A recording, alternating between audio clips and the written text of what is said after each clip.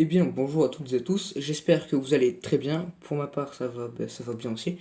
Donc aujourd'hui, on se retrouve dans une nouvelle vidéo pour revivre ensemble les premiers pas de l'homme sur la Lune. Écoutez, si cette vidéo vous plaît, je vous invite à cliquer sur le pouce bleu, dites-le moi en commentaire, activez les notifications pour ne pas manquer de vidéo. Abonnez-vous aussi, ça fait toujours plaisir. Partagez cette vidéo, voilà, partout, sur Facebook, Instagram, ce que vous voulez. Et puis sur ce, on commence la vidéo, c'est parti. Apollo 11, du coup, c'est une mission du programme spatial américain Apollo, au cours de laquelle, pour la première fois, du coup, des hommes marchent sur la Lune le 21 juillet 1969 à 2h50 à peu près. L'agence spatiale américaine, donc la NASA, elle remplit ainsi l'objectif qui est fixé par le président John Kennedy en 1961, qui est de poser un équipage sain et sauf sur la Lune avant la fin des années 1900, dans le but de démontrer la supériorité des États-Unis sur l'Union soviétique, mise à mal par les succès soviétiques au début de l'ère spatiale, dans le contexte de la guerre froide qui opposait du coup ces deux pays. Ce défi il est lancé alors que la NASA n'a pas encore placé en orbite un seul astronaute. Grâce à une mobilisation de moyens humains et financiers considérables, l'agence spatiale, elle rattrape puis elle dépasse le programme spatial soviétique. Le 16 juillet 1969 à 13h32, le lanceur Saturne V pesant plus de 3000 tonnes, il décolle du complexe de lancement 39 de Cap Canaveral. 13,2 secondes après le début du vol, le lanceur il commence à prendre un azimut de vol de 72,058 degrés. L'arrêt complet des moteurs du premier étage, il a lieu environ 2 minutes et 42 secondes après le début de la mission, qui est suivi de la séparation du premier étage et de l'allumage des moteurs du deuxième étage. Les moteurs du deuxième étage ils s'éteignent ensuite et la séparation a lieu après 9 minutes et 48 secondes, amenant le premier allumage du moteur du troisième étage quelques secondes plus tard. Apollo 11 entre en orbite terrestre à une altitude de 185,9 km sur 183,2 km, 12 minutes après son lancement, après une orbite et demie, afin d'effectuer la vérification de l'intégrité de l'ensemble des systèmes nécessaires à la poursuite de la mission. Le vaisseau il est déclaré opérationnel et un second allumage du moteur pousse l'engin spatial sur sa trajectoire vers la Lune, avec l'injection translunaire qui commence à 16h22 minutes et 13 secondes. Environ 30 minutes plus tard, avec Collins aux commandes, la manœuvre de transposition d'amarrage et d'extraction est effectuée. Du coup, il s'agissait de séparer Columbia du troisième étage, de se retourner et de s'amarrer avec le moteur du lunaire Eagle, toujours attaché au troisième étage. Après avoir vérifié l'image des deux vaisseaux et pressurisé le LEM, les astronautes déclenchent par pyrotechnie la détente des ressorts situés dans le carénage du LEM.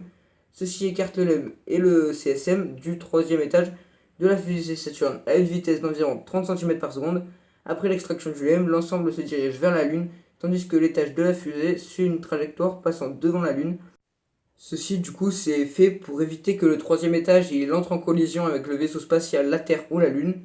Un effet de fronde dû au passage autour de la Lune le met en orbite autour du Soleil. Le trajet aller dure approximativement du coup 3 jours, donc 73 heures, avant que le vaisseau Apollo atteigne l'orbite lunaire. Eagle atterrit à 20h17 minutes et 40 secondes le dimanche 20 juillet 1969 à 7 km du lieu prévu à l'origine, avec 98 kg de carburant utilisable restant. Les informations dont dispose l'équipage et les contrôleurs de mission pendant l'atterrissage montrent que le LEM avait suffisamment de carburant pour 25 secondes supplémentaires de vol motorisé avant qu'un arrêt sans atterrissage ne devienne dangereux. Mais l'analyse post-mission du coup montrera que le chiffre réel il est probablement plus proche de 50 secondes. Apollo 11 se pose du coup avec moins de carburant que la plupart des missions suivantes et les astronautes ont eu un avertissement prématuré de faible niveau de carburant. On découvre plus tard que cela était dû à un gargouillement du propergol plus important que prévu, ce qui a découvert un capteur de carburant. Neil Armstrong pose le premier pas sur la Lune à 23h43 et c'est d'ailleurs à ce moment qu'il prononça cette phrase mythique du coup It's a small step for the man and a giant leap for mankind. Donc c'est un petit pas pour l'homme et un bond de géant pour l'humanité. Apollo 11, c'est l'aboutissement d'une série de missions qui permettent la mise au point des techniques spatiales nécessaires des vaisseaux spatiaux et d'un lanceur géant, ainsi que la reconnaissance des sites d'atterrissage sur la Lune. C'est la troisième mission habitée à positionner un équipage en orbite lunaire après Apollo 8 et Apollo 10, et la cinquième mission avec équipage du programme Apollo. Le vaisseau spatial emportant l'équipe est lancé depuis le centre spatial Kennedy le 16 juillet 1969 par la fusée géante Saturne V développée pour ce programme. Elle emporte un équipage composé de Neil Armstrong, commandant la mission et pilote du module lunaire, de Buzz Aldrin, qui accompagne Armstrong sur le sol lunaire, et de Michael Collins, pilote du module de commande et de service, qui restera en orbite lunaire. Armstrong et Aldrin, après un atterrissage comportant quelques péripéties, séjournent 21 heures et 36 minutes à la surface de la Lune et effectuent une sortie extravéhiculaire unique d'une durée de 2 heures et 31 minutes, après avoir redécollé et réalisé un rendez-vous en orbite lunaire avec le module de commande et de service. Le vaisseau Apollo reprend le chemin de la Terre et atterrit sans incident dans l'océan Pacifique à l'issue d'une mission qui aura duré 8 jours, 3 heures et 18 minutes. Au cours de cette mission, 21,7 kg de roches et de sol lunaire sont collectés et plusieurs instruments scientifiques sont installés à la surface de la Lune.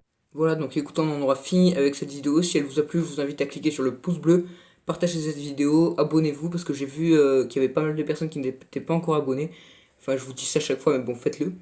Donc abonnez-vous, partagez la vidéo, mettez un pouce bleu, mettez en commentaire ce que vous voulez comme vidéo et activez les notifications. Et sur ce, on se dit à samedi prochain pour une nouvelle vidéo. Salut!